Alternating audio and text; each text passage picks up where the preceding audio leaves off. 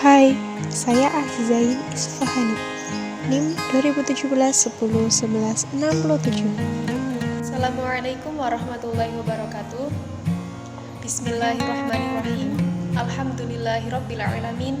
Wassalatu wassalamu ala asrafil anbiya'i wal mursalin wa ala alihi wa sahbihi ajma'in, amma ba'du.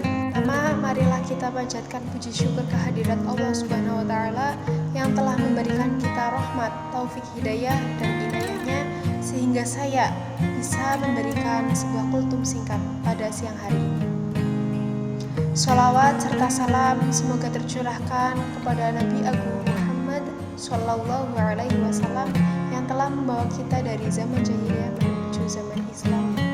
Kesempatan siang hari ini izinkan saya menyampaikan sebuah kultum singkat dengan tema kematian.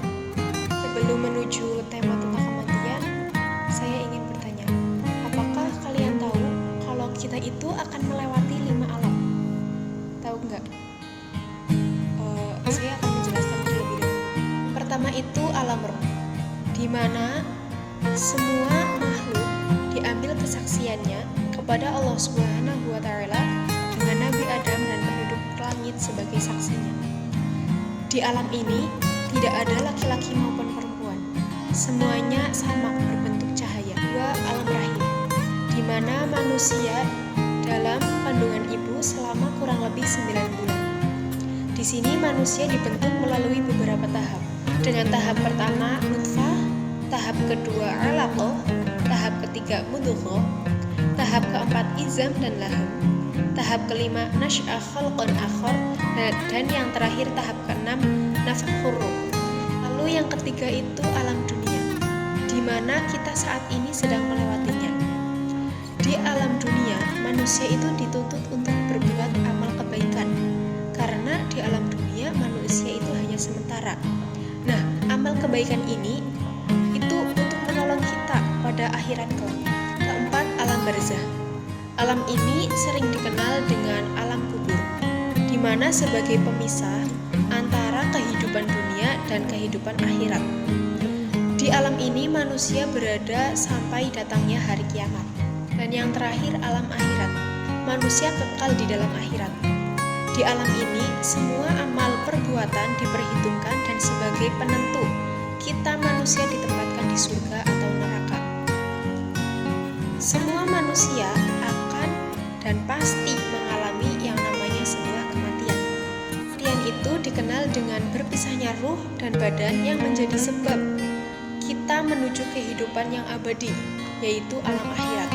Seperti yang saya jelaskan tadi, bahwa kita hidup di dunia itu hanya sementara.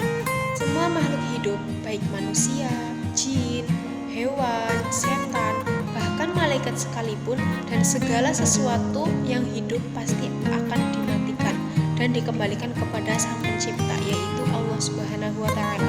Bagaimana firman Allah Subhanahu wa taala dalam Quran surat Al-Ankabut ayat 57 yang berbunyi, Bismillahirrahmanirrahim. Kullu nafsin dha'iqatul maut, tsumma ilaina turja'un.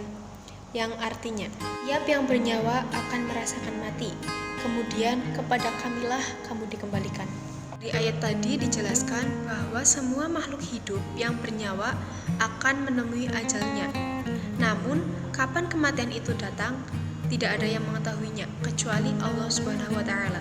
Kematian bisa datang dalam waktu yang sangat cepat dan tanpa aba-aba.